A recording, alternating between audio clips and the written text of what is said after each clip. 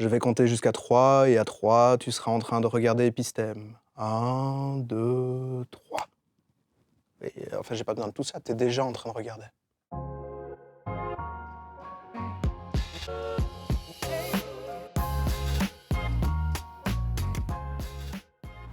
J'en sais rien. Ça peut être de tout.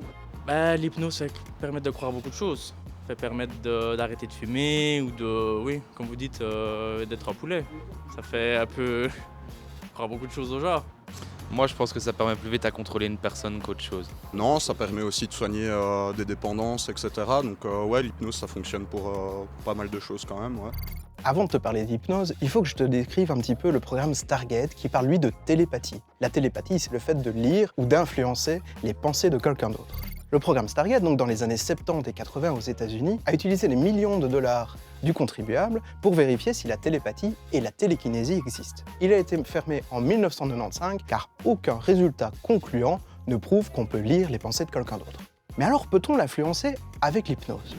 L'histoire commence, grosso modo, à l'époque de Sigmund Freud, où il propose l'hypnose comme remède à l'hystérie et surtout aux crises qui y sont associées. Et de nos jours, on sait grâce à la neuroimagerie, c'est-à-dire l'image de l'intérieur de notre cerveau pendant une activité, que l'hypnose change la perception sensorielle, plus exactement les perceptions de tous nos sens. En particulier, l'hypnose permet de diminuer la tension sur certains sens. Et elle est donc utilisée, par exemple, dans le traitement de la douleur, mais aussi, comme tu l'as dit, pour traiter certaines addictions.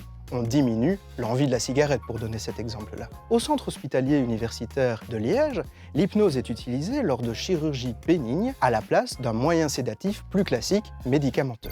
Et puis une vieille loi de 1892 interdit en Belgique les spectacles d'hypnose. Là par contre, on pense qu'il s'agit plutôt d'influences psychologiques que de véritables effets psychiques. Et donc cette loi interdit les spectacles d'hypnose, par exemple en 2017 le spectacle du célèbre Messner. En clair, l'hypnose existe et elle permet d'altérer la perception sensorielle. Tu vas moins ressentir la douleur, mais tu ne te prendras pas pour un poulet. Et la semaine prochaine dans Épistème, on va conclure notre mois sur le paranormal avec le phénomène qui m'inquiète le plus, il s'agit des fantômes.